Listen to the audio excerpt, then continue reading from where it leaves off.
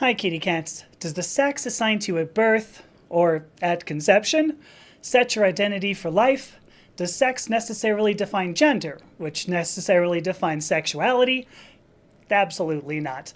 And that's the topic for this week's live stream, the relationships among sex, gender, and sexuality. So stick around. Before I go anywhere, I'm going to say I am Amethysta. I'm an author and a podcaster. You can check these links below that are scrolling through for more information about me and the work that I do. My personal website, one of the ones you're going to see here is my personal website, amethysta.io, where you can find all the social media networks I'm on, so you can follow me for updates on everything I do. Should be fun.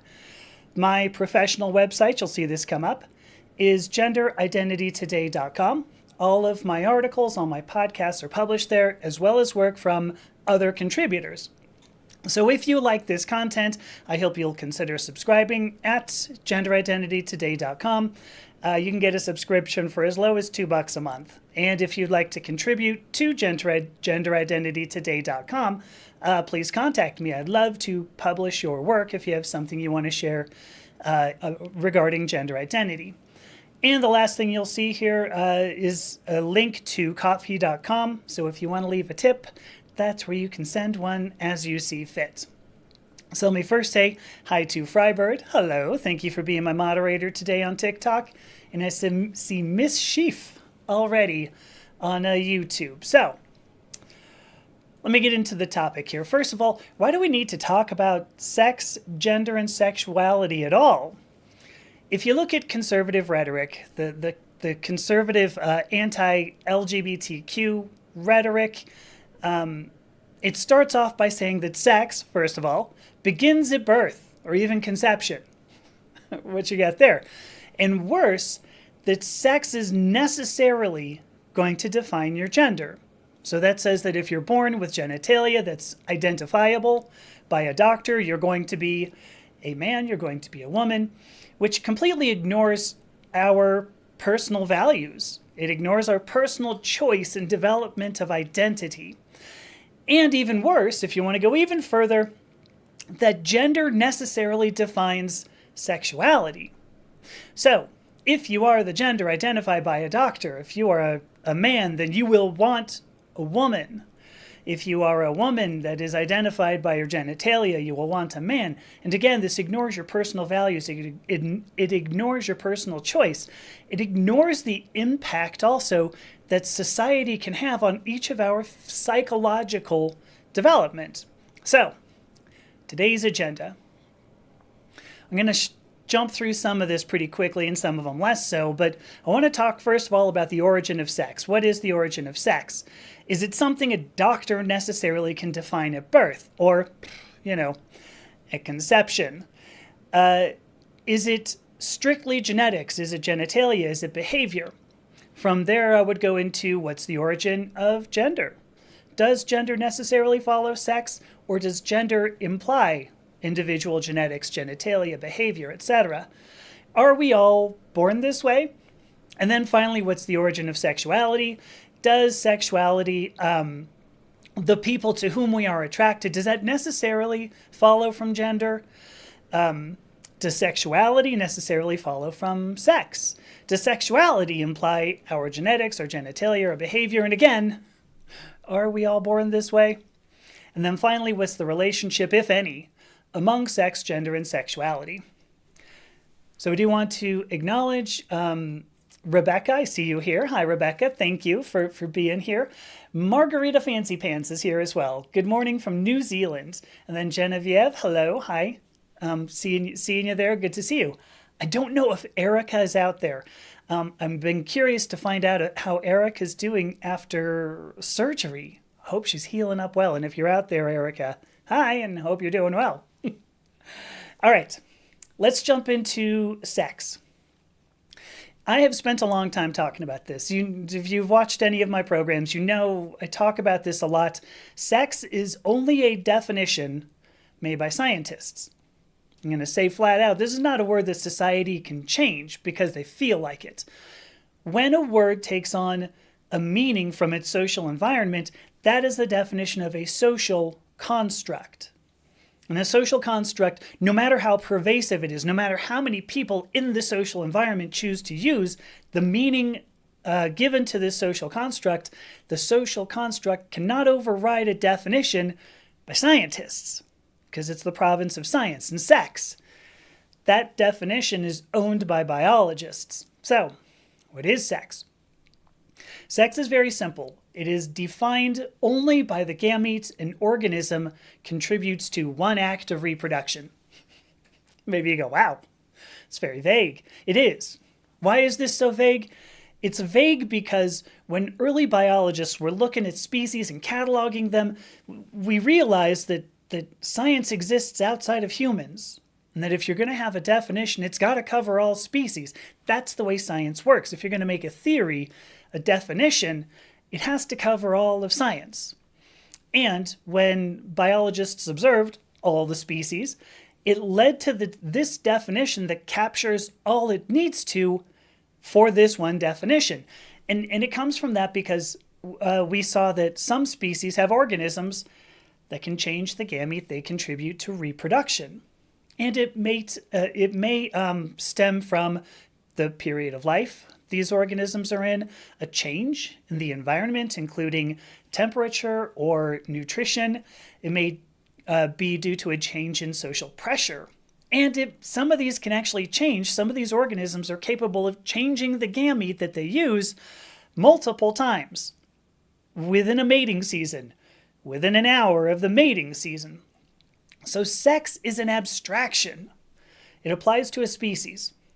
Sex is something that applies to an organism only after it has contributed a gamete to an act of reproduction. Now, it's really easy for you to go, wow, this definition of sex seems pretty useless. Because if an organism can change the gamete, it contributes to an act of reproduction. Why even define this? Like, this seems useless. But at the species level, there actually is value. This definition allows scientists to discuss, wow, I guess say that 4 times fast, how many gametes there are for a species. Because not every species has only 2 gametes. Some species do have more than 2 gametes. Handful of species, not many, but some. And it also allows scientists to discuss how sexual reproduction occurs within a species. So there is value, but I tell you, the value is very limited. It's extremely limited. So then you may ask the question, well, how do scientists discuss, what gamete is contributed by an organism in one act of reproduction when there are so many factors that may affect it? Oh, am I glad you asked. That's the origin of gender. But first I'm going to check these comments here. First of all, Ann Lynch, thank you for following. Appreciate that. Genevieve, you do realize you told me how to pronounce it, right? That's how I know. So I'm glad I continue to. And Erica, I'm glad you're here. Erica says, hey, sister. Hopefully you're doing well, Erica. I hope that healing's going pretty dang well. All right, let me get back to the origin of gender. Sex applies to a species, right? It describes how a species is capable of reproducing. Gender applies to an organism. It's how an organism gets to the point that it will contribute a gamete to reproduction. Now, if you, everybody out there, I'm looking at you, if you have ever had sex, or if you've ever wanted to have sex, then you know that getting to the act of reproduction is very complicated. There are many factors involved in getting to this act. So what factors do get an organism to the point of engaging in an act of sex? And that's really, regardless of whether it's for reproduction, as happens in most species, or recreation, as it happens in fewer species, but still many. So one part of it is physicality. Each species has characteristic parts that create gametes. And if you don't have the parts another organism needs for this act, you're just going to be disqualified immediately. Physicality is defined by individual genetics, individual biochemistry, and other biological factors that we can't necessarily control. Some of that could be epigenetic. There are many things that go into physicality that we don't control. And then there's also biochemistry and genetics can be affected by temperature. It can be affected by pollution, nutrition, and other environmental factors that we also may not be able to control. And at least in humans, if I were just to talk about humans, we can be concerned about hair length, the clothes that you're wearing, the piercings, the tattoos. I'm not going to show you a tattoo. But other presentation factors over which we do have direct control. Getting to the act of reproduction also depends on cognition and behavior. There are some species that will only mate when they see particular behavioral patterns. Cognition may be particular, it's particular to humans, at the very most humans. I think there are some humans maybe don't think very hard. Cognition may be particular to humans, but it's observed in many species. And when I talk about behavioral factors, like aggression is actually one very big factor. And, observation shows that aggression may come from biochemistry. It may come from cognitive factors such as confidence, or maybe a lack of confidence when you look at humans. But the point here is that if you don't display the behavior some organisms need in order to get into the act, again, you're disqualified. The final aspect of what also contributes to getting into an act of reproduction is social environment. As I mentioned, there are some species that can change gamete due to social pressures. And many species, many species, will choose the most virile appearing organisms for reproduction. And that's both male and female. That isn't necessarily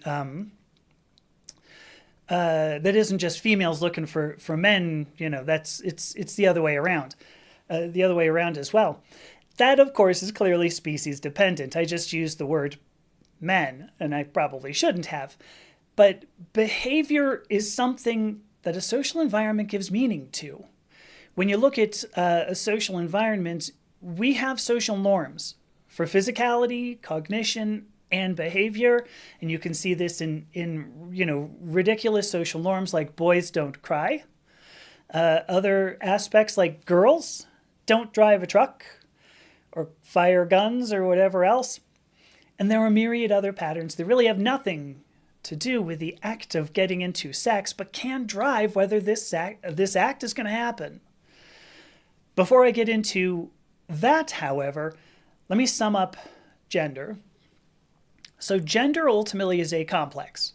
It's many interrelated factors, is what complex is.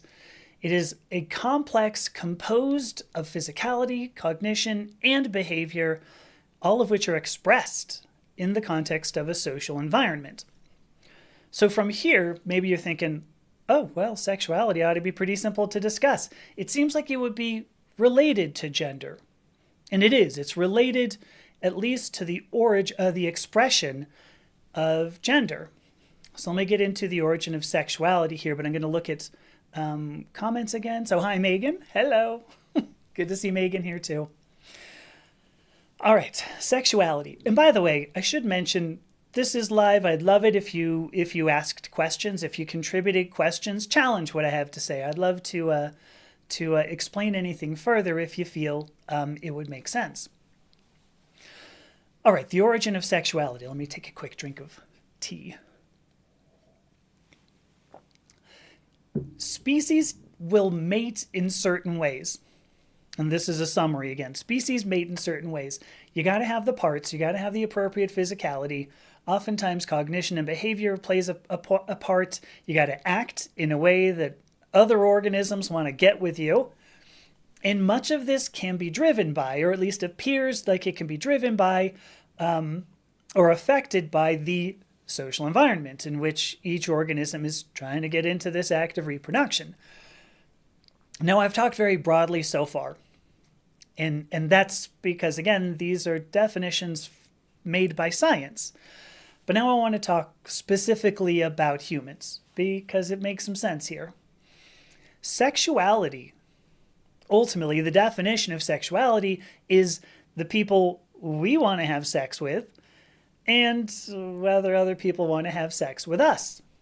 So it ends up being a relationship-based definition, We want ultimately to have some sort of relationship with other people. And that makes us ask these questions. Why would we want to have sex with one person? And maybe if you're out there going, I'd love to have sex, you may wonder why anybody would want to have sex with you. And what happens here is that this comes down to the concept of beauty. Beauty. I'm going to get there. Let me check comments. I see that Rebecca says she drives a truck and a combat veteran. Rebecca, you are not all kinds of broken, though, which is what Rebecca says. You're I see, according to social norms. Sorry, I get it. We're all kinds of, all of us are all kinds of broken. Because why are social, I mean, does every single one of us, does any one of us, this is the better question, any one of us fit all of the social norms? No. And what a perfect segue. Let's talk about standards of beauty.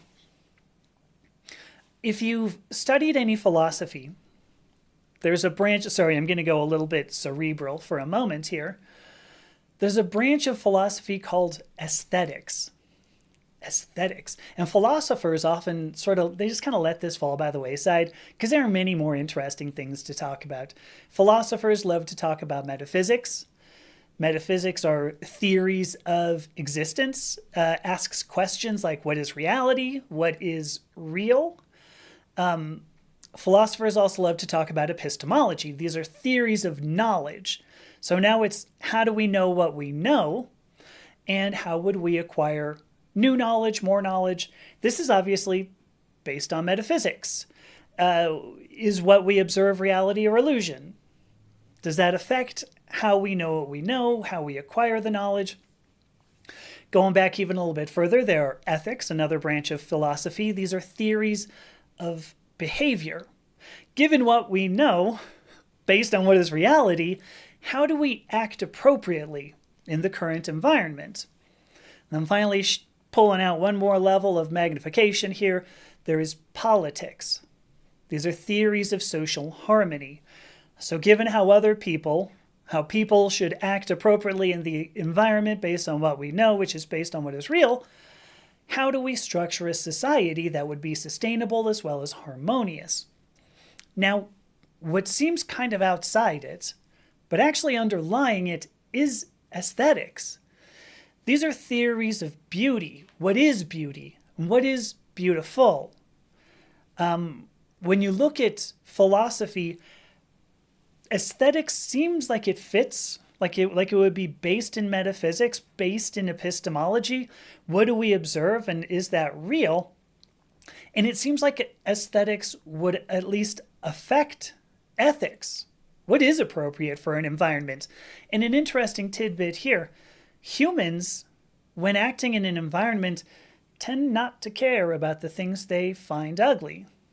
Humans are willing to let ugly things be destroyed, whether those are ugly people, ugly animals, ugly objects. We tend to let those be destroyed, which obviously affects politics. Should society care about these ugly things? When you look at social norms, they are built, at least in part, on what is beautiful. People who fit social norms of beauty get ahead. You can say it flat out, get ahead. This is why you have our president. This is why Trump wears makeup, wants to look more virile. He's going to get ahead if people look at him and go, oh yeah, I totally think that guy's virile. This is why Elon Musk got hair plugs, right? You know, he's losing his hair, got hair plugs now, so he can have that cute little, Matthew, I lost his name. The guy from Friends. You can have a little flip in the back there. And it's not Matthew, it was Joey, whoever Joey was. Somebody will tell me. But that's why Elon Musk got hair plugs and facial masculinization surgery, because he wants to fit more social norms of beauty, because he will get ahead, he will be perceived better. And interestingly, social norms, especially of beauty, are the direct cause of gender dysphoria. We feel gender dysphoria, first of all, when we feel like we don't fit the standards of beauty. We're too thin. We have too big of boobs. We're too short. We don't have big biceps or big pecs or whatever. We feel gender dysphoria when we want to fit standards of beauty also that are not prescribed to us based on various things. Could be sex, it could be gender, things like boys don't cry, girls don't drive trucks. And we feel gender dysphoria.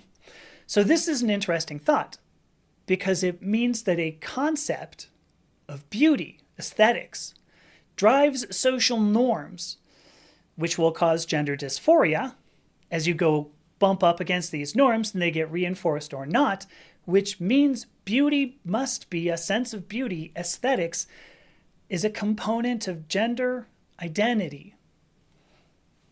Okay, done with that section. Let me check comments again. Frybird, I know that nobody can make you act appropriately. I think that's good. I think it's great. And Danny is here. Danny Indigo. If Frybird is saying hi, Danny, I better say hi, Danny, too. Hi, Danny. Let's see. We've got MB Jedi who showed up. Hello. Thank you so much for showing up. And then also Candy. Candy, it's been forever. Hi. Thank you for being here. Yeah, good to see you, too. All right, let's talk about beauty and the development of gender identity. Let me give a quick definition, by the way. Many gender theorists, a lot of gender theorists, use the phrase gender identity only to refer to an internal sense of gender. That you go, I'm a girl, I'm a boy. And then they use the phrase gender expression to mean the external implementation of gender. I think that separating the two is needlessly confusing. At the very least, needlessly confusing, because our internal sense of who we are affects our external implementation of gender. Identity is based on the outside world. It's based on metaphysics, biology, biochemistry, but identity is also based on our inside world, our epistemology, our ethics, and our aesthetics. So identity is both. Identity is also not static. It changes constantly as we experience the world around us. Identity is a process, and its expression is only the current expression, the expression that we're given forth right now. So separating, this is my opinion as a gender theorist, separating gender identity from gender expression actually leads to some of the issues I think we face in the transgender community in particular. Because if you're transgender and you're watching this, I have no doubt somebody's asked you the question, well, how do you know? How do you really know you're transgender? And I don't think this comes just from conservatives. Before we say, yeah, it's just those crabby orange guys in Washington, D.C., even within our own community, we tend to ask each other, am I trans enough? We ask other people to validate this. And so I think that partly is due to separating this idea of our internal sense of self with our external sense of self. And that's why I use the phrase gender identity to mean it all. It is our identity, which is based both on physicality, our internal sense of self, as well as our external expression. This is what identity is. So, all right, I said there was a quick definition. I don't know if I made it, but let's return to beauty. Beauty is in part reinforced by social norms.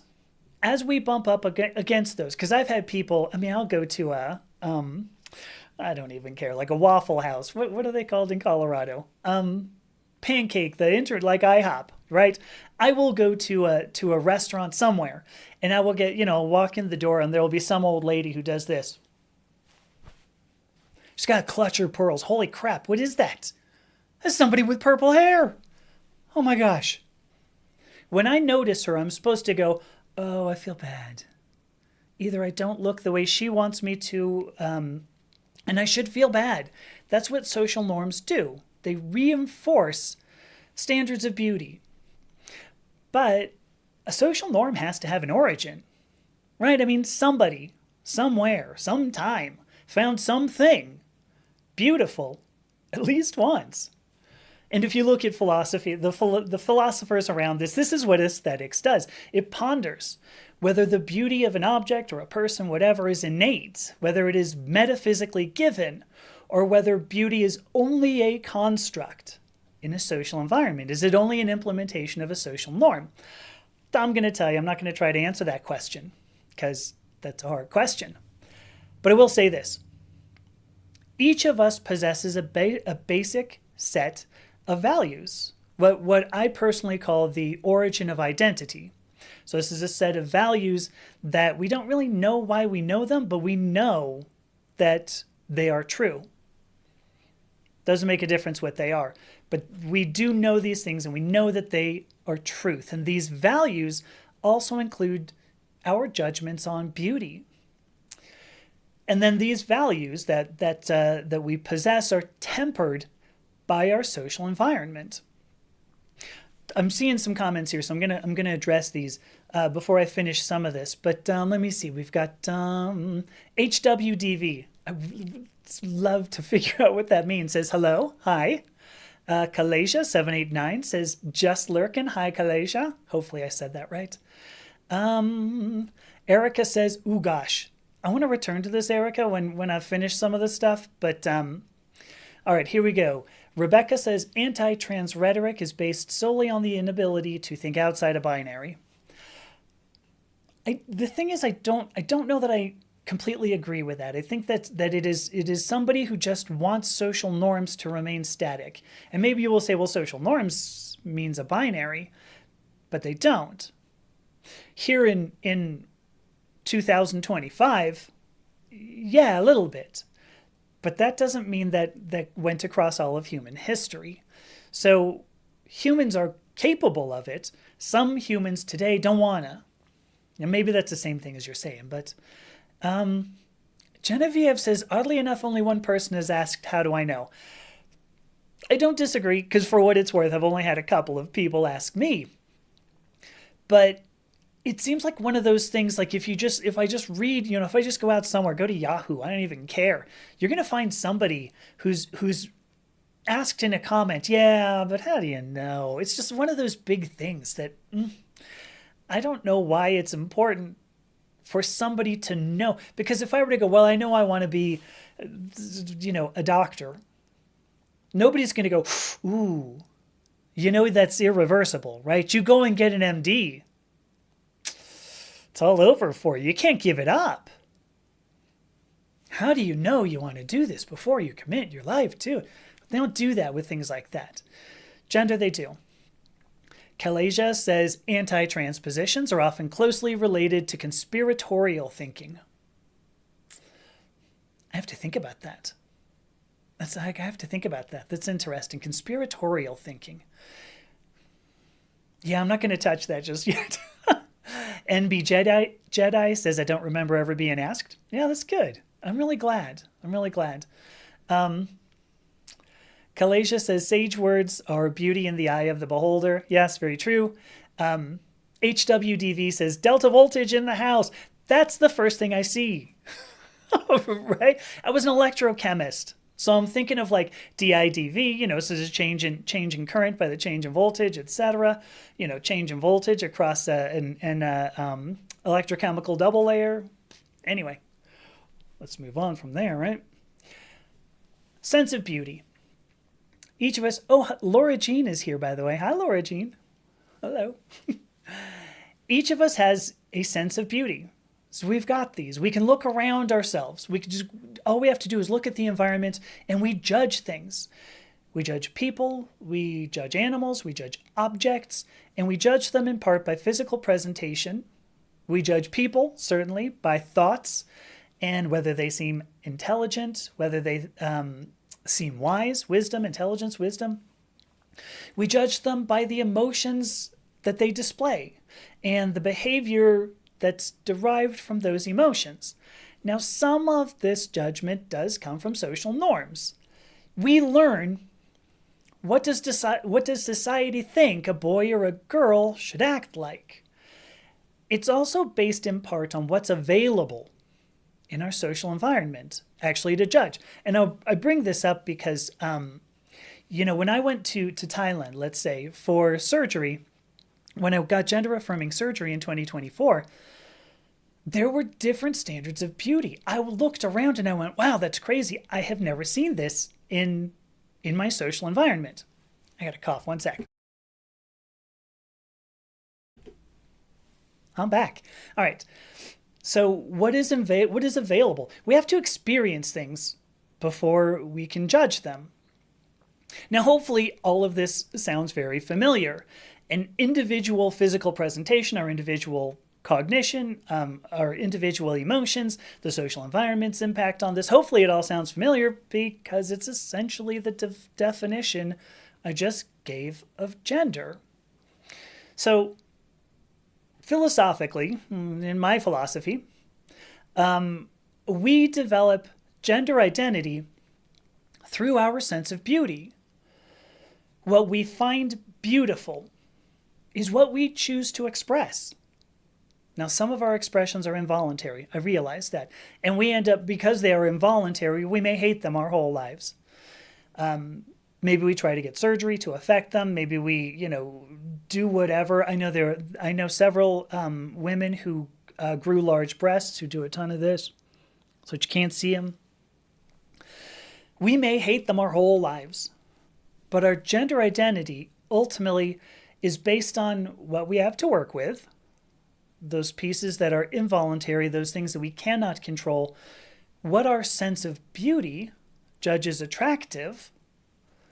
So some of that has a social environment implicit in it, and the level to which we can express what we find attractive.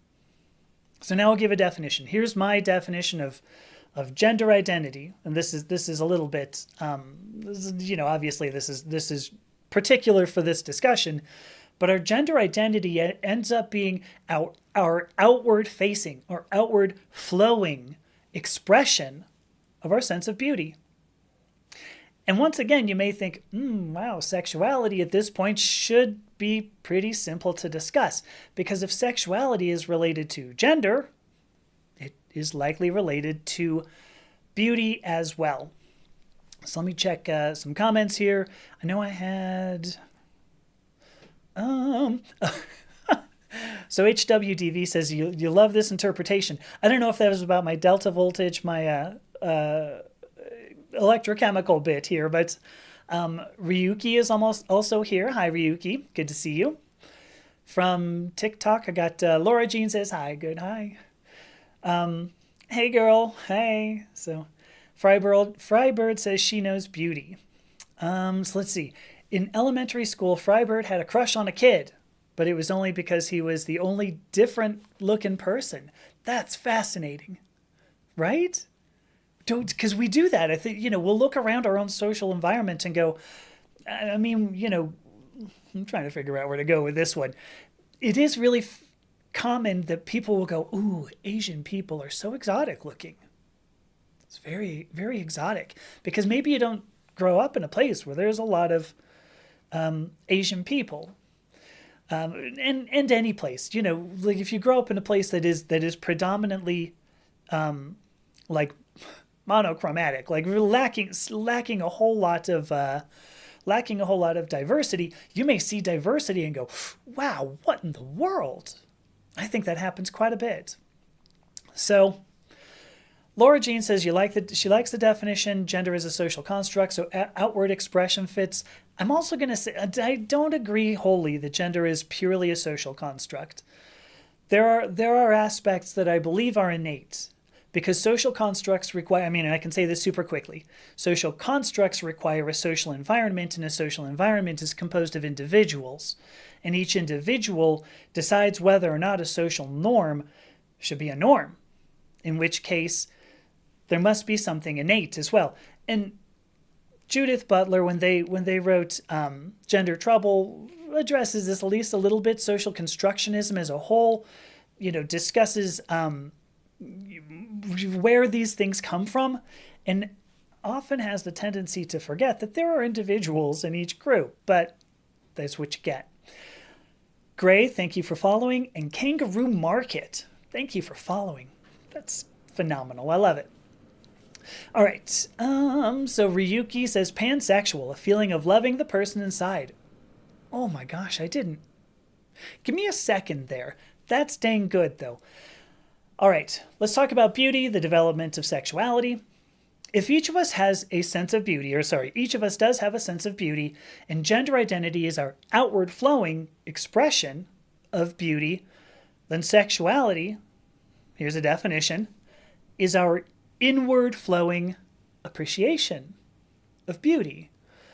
Sexuality is based on our sense of beauty in the physical aspects of a person, of a human.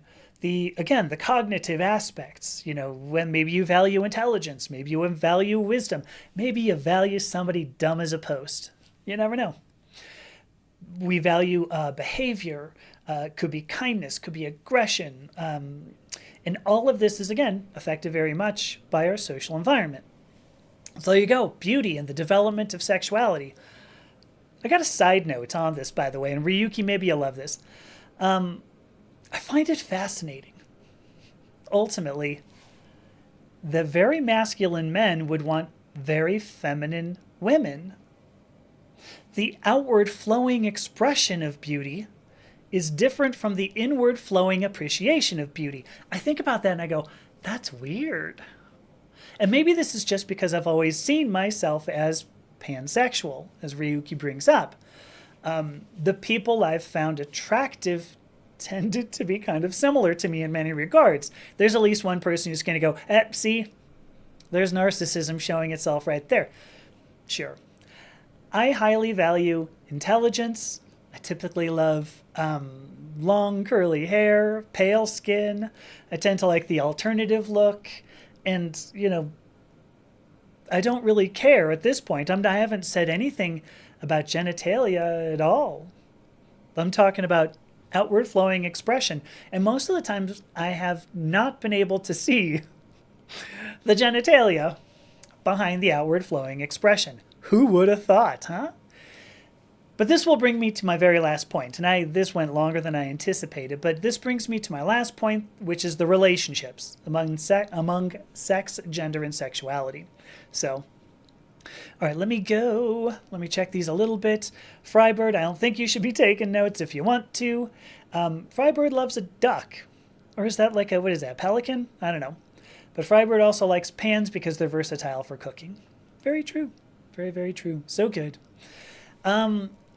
Megan says it's elements of both, social and innate. We can see that's in other species. Agreed.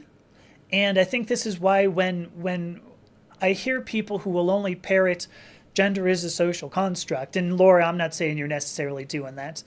The people who will not think any bit outside that, but only parrot that, I go, I don't know necessarily that they understand social constructionism, but I think that's common. Like, I don't think there are a lot of people who, like, if I said, well, what is a social construct? They'll go, oh, it's this.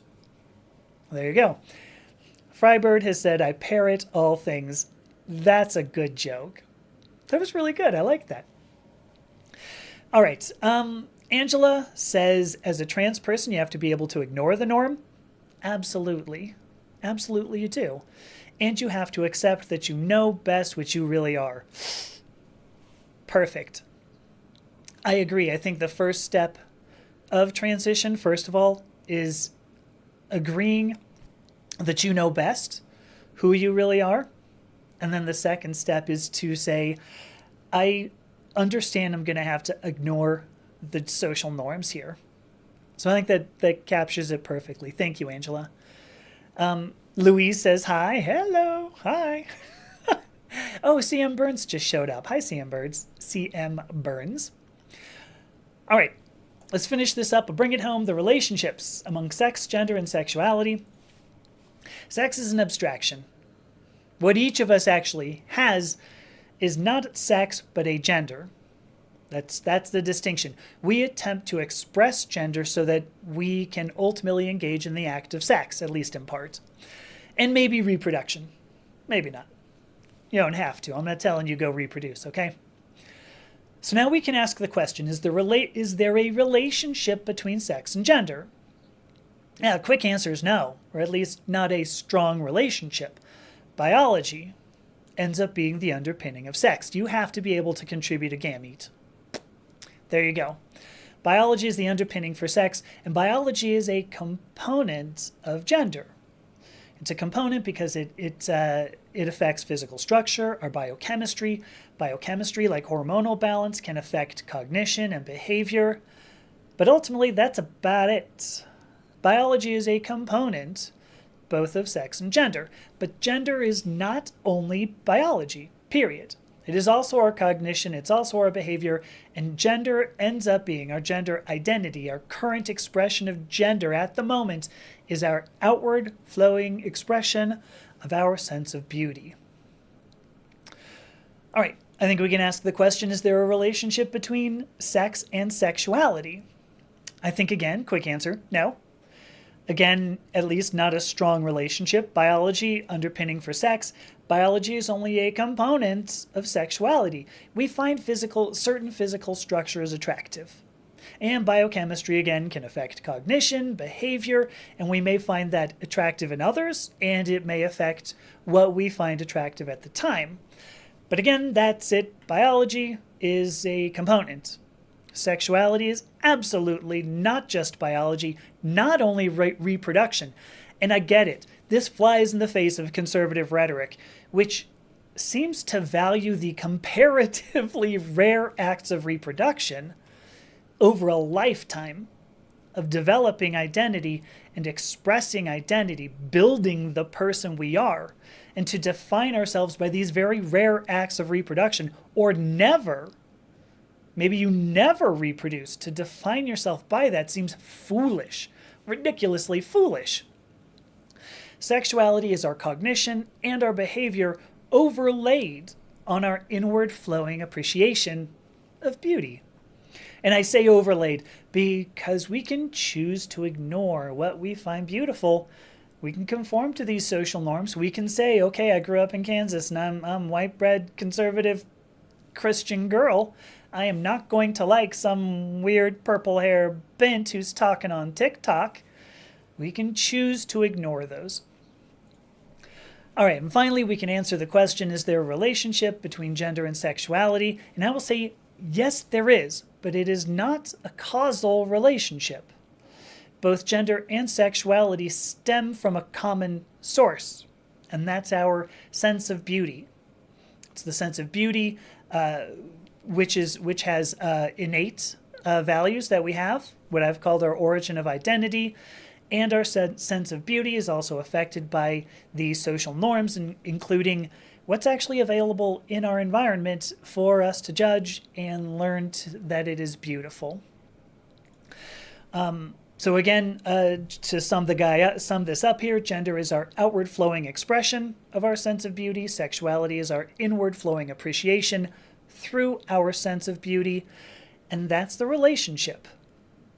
So I got 17 minutes.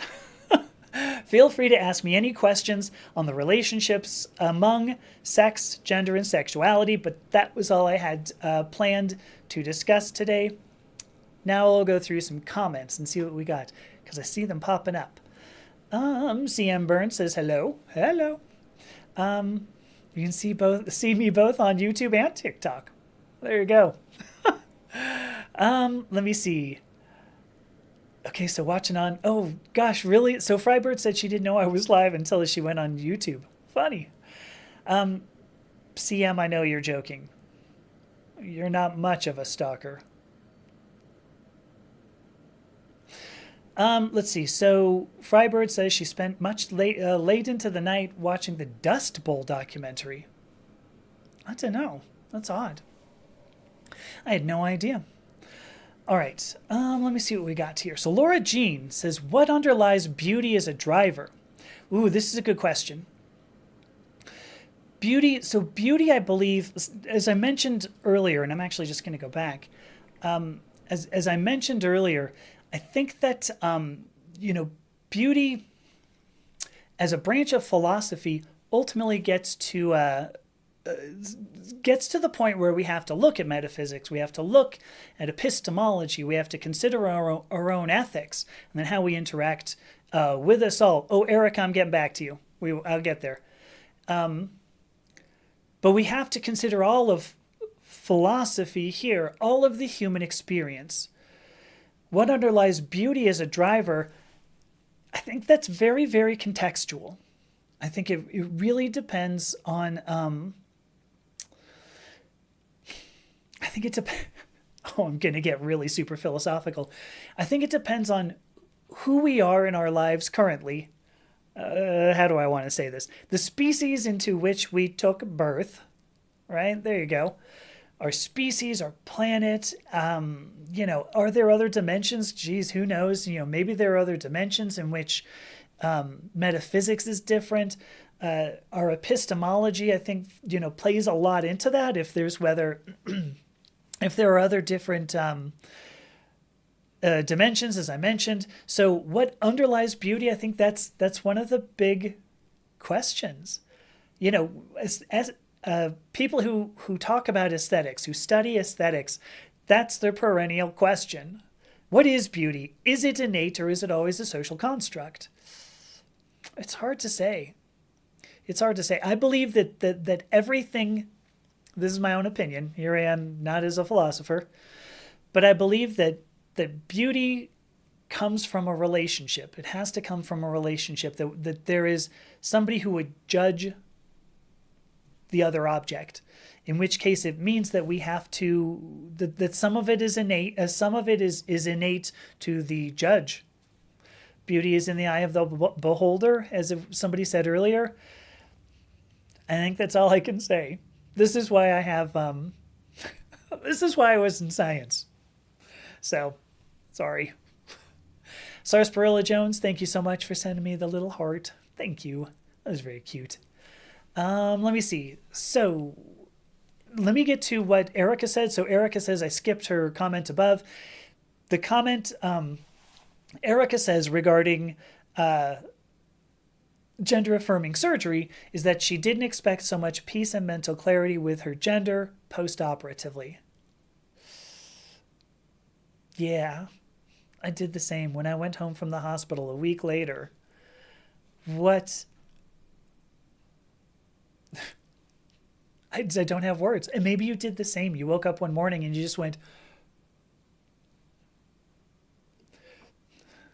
because that's the only way to say it. All of a sudden, just everything went, oh, I'm cool.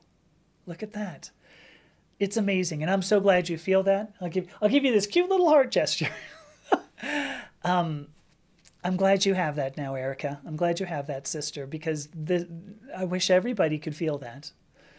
I wish everybody could feel that. So, Sarsaparilla Jones says, somewhere in here says, love you. Where was it? Where'd it go? Oh, thank you. Hi, thank you. Love you back. Totally. Laura Jean asks a follow-up question. Seeking connection. And I think seeking connection on so to bring this back into context, does beauty mean seeking connection?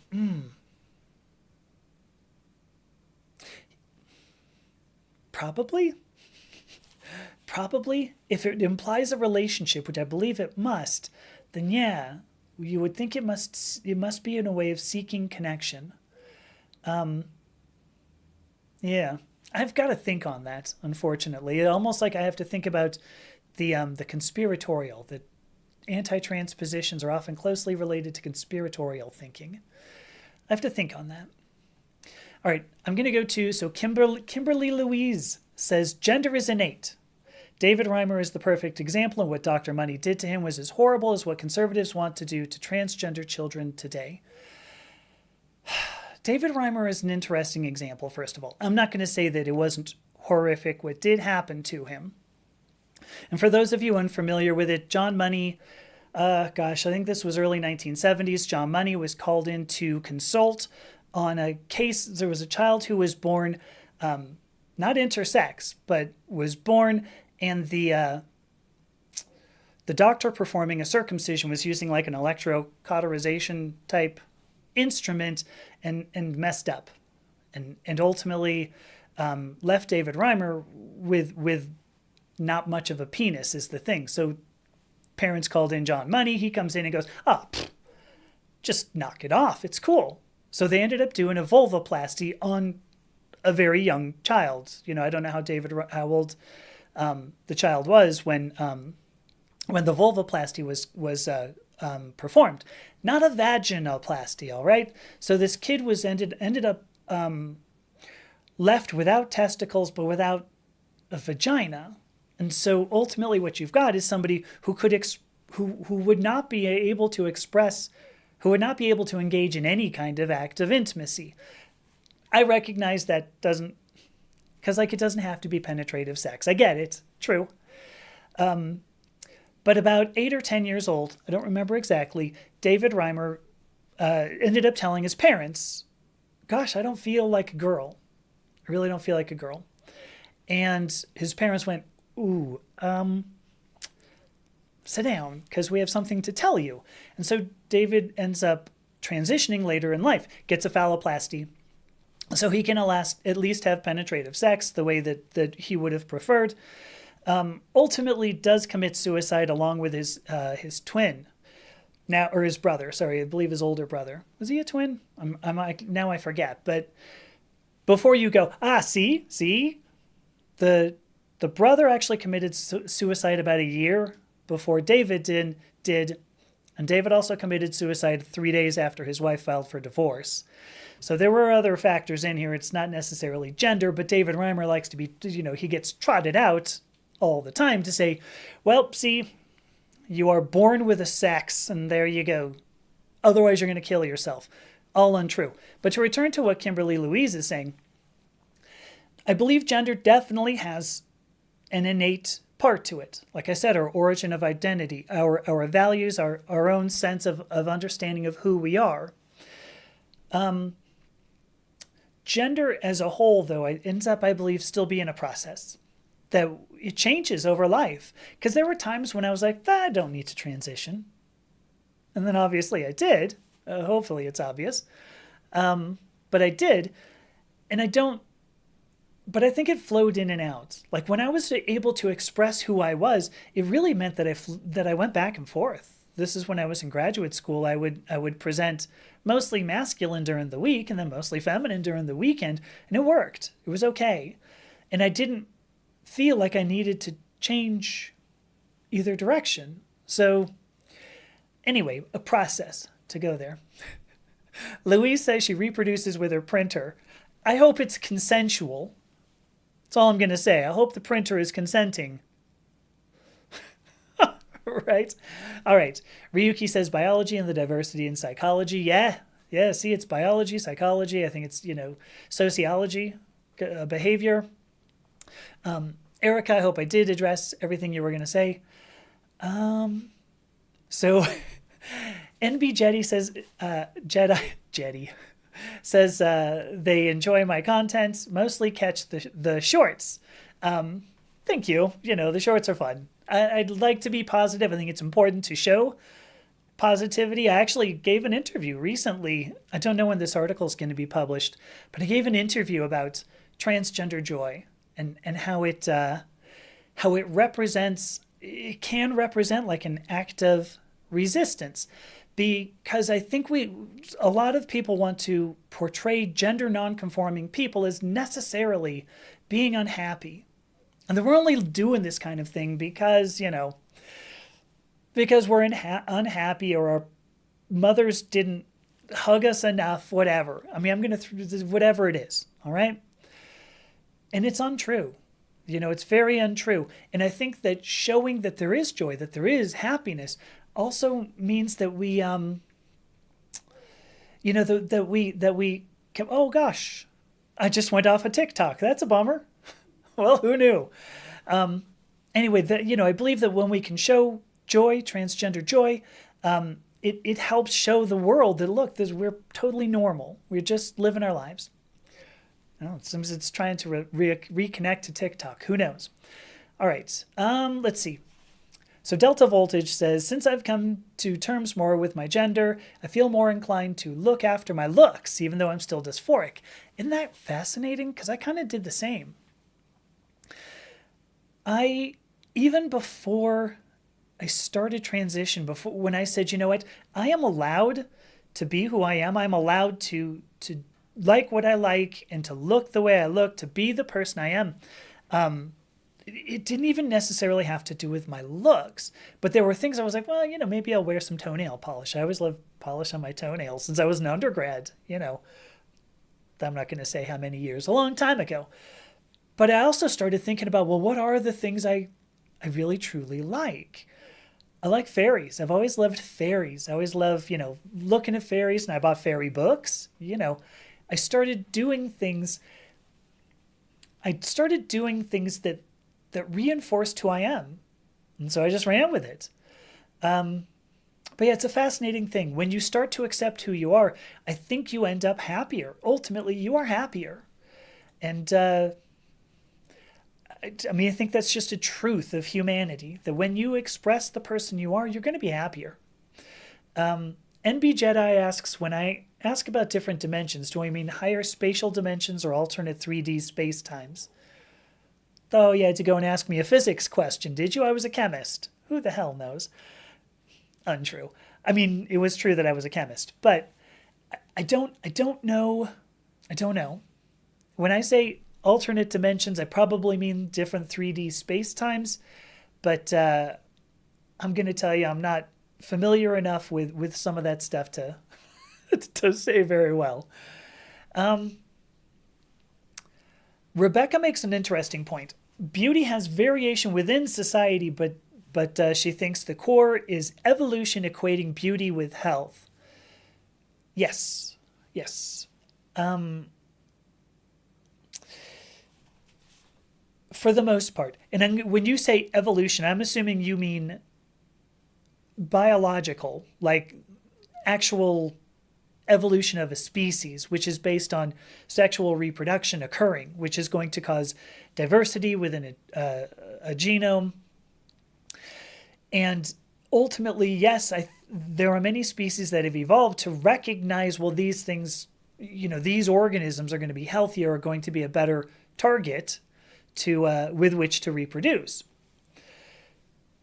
When you get to humans, with humans, supposed civilization is maybe 30,000 to 50,000 years old, depending upon how you measure it. There are evolutionary psychologists who measure civilization by when humans stopped wandering and just started planting fields, planting crops. And you can see a difference in the deities that the humans worshipped. So, if you go back far enough, you go, well, there were deities for, the god of the hunt, or the goddess of growth. But once humans went to one place, they started seeing, okay, well, we have to put seeds in the ground. And that's when you get like John Barleycorn, the corn god, the earth goddess, there's a lot that goes into it anyway. So behavior plays a lot into this. It's going to be so hard for me to talk much more about that. But yeah, evolution is so much driven by sociology. And we don't, when you think about evolution, generally what we mean as biologists are random mutations. Random mutations that make a species more capable of existing in the environment. When you talk about the human species, oh, you got to throw in so much more. So anyway, there you go. Hopefully that was not boring, but Angela says she doesn't go for looks, as it is what's inside that counts, as did my straight male partner. I agree for the most part.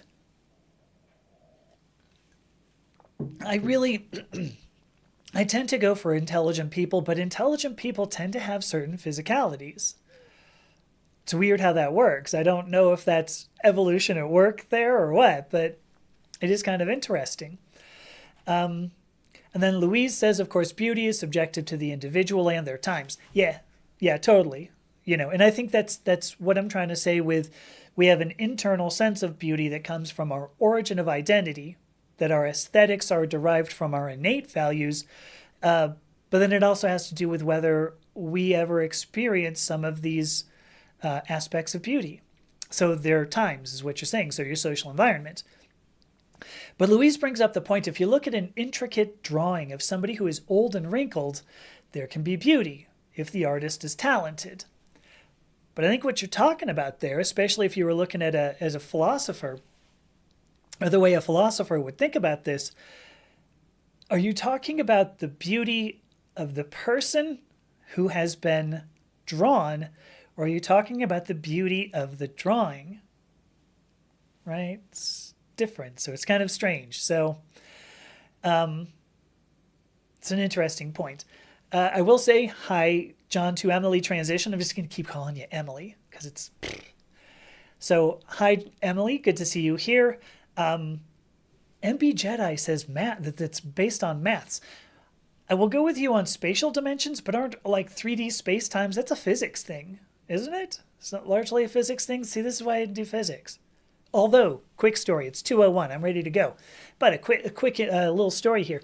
When I got bored with biology, which happened because I went into molecular biology, right? I was going into genetics, going to be a geneticist because genetics will be able to fix what's wrong with me. So I thought. When I went into that, then I took a genetics class and I learned, oh, shoot, I can't. It won't fix what's wrong with me. I considered working for this guy because I was taking a quantum mechanics course at the time. And I considered going to... There was a young physicist had just gotten to UC San Diego. I cannot even think of his name now. I wonder if he's still there. But I considered going to him and going, "Hey, would you take me as like an undergraduate researcher?" And I never did. I ended up going into chemistry in part because there was a chemist who said, "Oh, I totally could use an undergrad. What do you think about electrochemistry?" And I went, "I don't know. Was it got like electricity? Ooh, I love lightning. Is there lightning?" And he goes, "There's totally lightning. Yeah, totally. We got it all over the place. Lab's just lousy with lightning." And I went, "Okay, I'll be there." And so then I went into chemistry, electrochemistry. Interesting little tidbit there. So, all right. It is now 2:00, at least where I am. I want to say thank you, first of all, to everybody. I wish I could, I'll try to pull y'all out here. Angela, Emily, MB Jedi, Louise, Erica, Rebecca, Delta Voltage. I got to think about what HW is in that, but Ryuki, Kimberly Louise, Kalasia, if I'm missing you, Genevieve, Candy, Megan. Hopefully I got everybody. Margie, and I think I got everybody. Hopefully I did. If I didn't, I'm still sending you this cute little heart gesture. I am going to say thank you to Frybird. She's not still here because somehow I fell apart on TikTok. But thank you again, everybody. I'm going to see you next week. And I don't know, do a cute little heart gesture again. Thank you again. Have a great rest of your weekend. Bye.